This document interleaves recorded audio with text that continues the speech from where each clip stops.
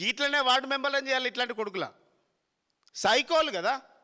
Psycho తీరుగా ఏదో అహంకారం, ఎంత కొవ్వెక్కి మాట్లాడుతున్నావు నీ మాటలు చూస్తే. ఎవరైనా వీడియో చూస్తే ఎంత బలుపు ఉన్నది వీనికి అనుకోవాలి, అట్లుంది నీ మాట. అర్థమవుతుందా? వీడియో చూపిస్తాను నేను. ఎంత బలుపు అంటే అసలు మనిషి అనే వాడికి గింత బలుపు ఉండనే వద్దు అసలు. నీకు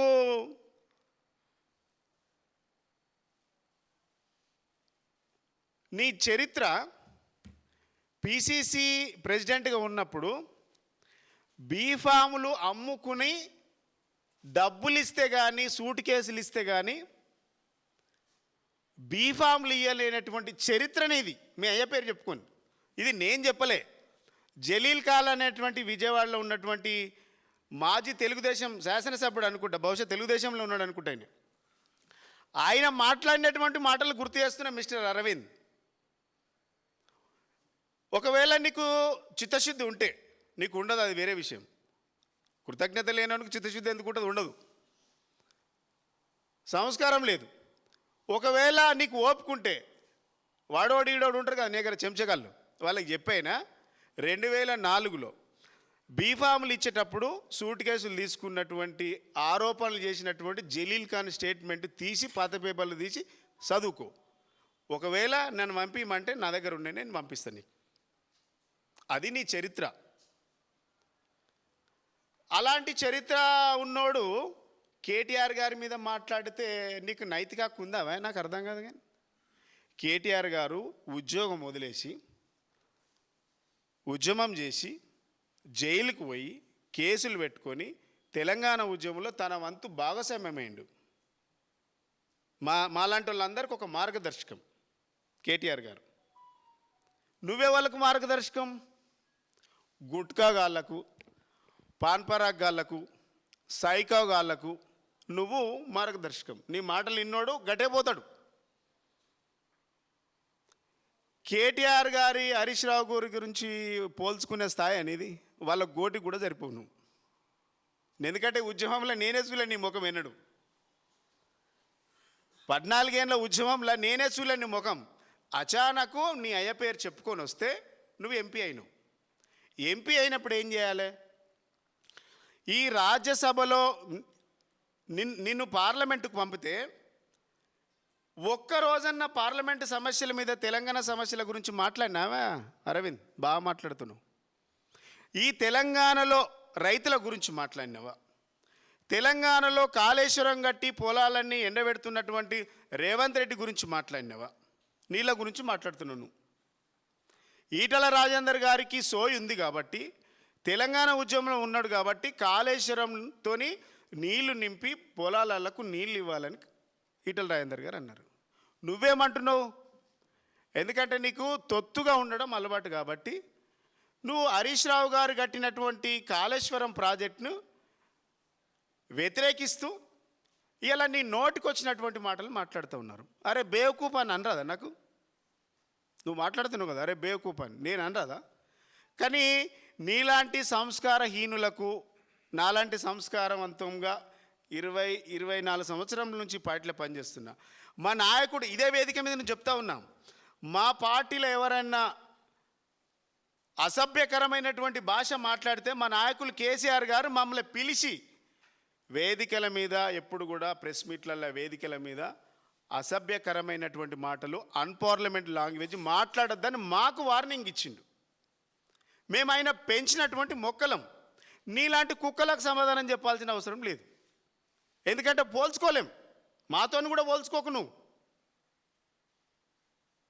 నువ్వు హరీష్ రావు గారి గురించి, కేటీఆర్ గారి గురించి బేవకూఫ్, అరే నీ అయ్య పేరు చెప్పుకొని, ఆయన అయ్య పేరు చెప్పుకొని రాలే, తెలంగాణ ఉద్యమం పేరు మీద వచ్చిండు.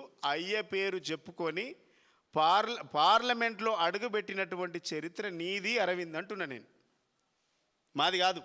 ఎప్పుడు మాట్లాడకట్లా. బీజేపీ ఏమో ధర్మం, దేశం, ధర్మం, వందే మాతరం పెద్ద పెద్ద డైలాగ్ కొడతాడు మోడీ. ఇక ఆ సోకాజ్ మాటలు పట్టుకొని మీరు పెద్ద పెద్ద డైలాగులు కొడతారు. ఈడ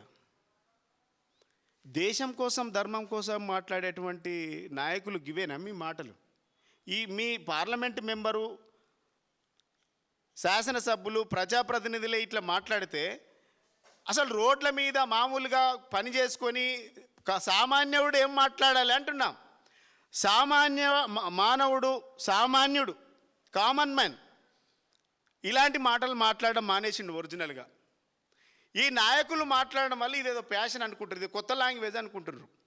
నిజంగా ఇదేదో కొత్త లాంగ్వేజు. ఇంతకుముందు ఎప్పుడన్నా మాట్లాడాలంటే కొద్దిగా వెనక ముందు ఆలోచించేటోళ్ళు, ఇలాంటి మాటలు మాట్లాడడానికి వెనక ముందు ఆలోచించేటోళ్ళు. అరే వీళ్ళు చదువుకున్నారు, జల సూట్ బూట్ వేసుకున్నాడు, వినుముగడం మాట్లాడితే మనం తక్కువైపోతామేమో అని అనుకుందరు. ఇలా వీడే సూట్ బూట్ వేసుకొని మంచిగా లాల్చా పైజాములు వేసుకొని కండువాలు కప్పుకొని చిల్లర భాష మాట్లాడుతుంటే ఇదే ప్యాషన్ భాష ఏమో నుంచి కామన్ మ్యాన్ అనుకుంటుండు. మిమ్మల్ని చూసి సమాజము బాగుపడు కాదు, ఖరాబ్ అయిపోతుంది. మీలాంటి ద్రోహులను తెలంగాణ కాదు దేశాన్ని వదిలేలా తరిమి కొట్టాలి. అలాంటి ద్రోహులు మీరు, దేశం పేరు, ధర్మం పేరు, మతం పేరు చెప్పుకొని బతుకుతున్నటువంటి మీరు దేశం దాటేదాకా తన్ని తరమాలి. లాంగ్వేజ్ మార్చుకో, బాడీ లాంగ్వేజ్ మార్చుకో. చదువుకోనవాడు కూడా చాలా అద్భుతంగా సంస్కారంగా మాట్లాడుతూ ఉన్నాడు, కానీ నువ్వు ఏం చదివినావు నాకు తెలియదు. సంస్కార హీనుడి కంటే అధ్వానంగా మాట్లాడుతూ ఉన్నావు. గింత సంస్కారహీనంగా మాట్లాడేటువంటి నీకు ప్రజలు, నిన్ను గెలిపించుకున్నటువంటి ఓటర్లు డెఫినెట్గా బుద్ధి చెప్తారు. అర్థమవుతుందా? డెఫినెట్గా బుద్ధి చెప్తారు. ఇగో ఒకసారి వినిపిస్తాయి మాటలు.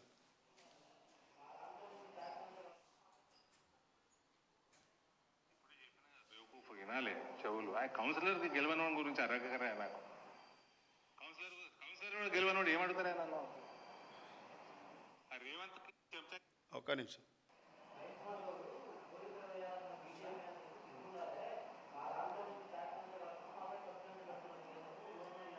ఇప్పుడే చెప్పిన బేవకూఫ్ వినాలి చెవులు. ఆ కౌన్సిలర్కి గెలవనోడి గురించి అడగకరా నాకు. అయితే కౌన్సిలర్ల గెలవని వాళ్ళ గురించి ఏం మాట్లాడుతా అంటాడు. వాస్తవంగా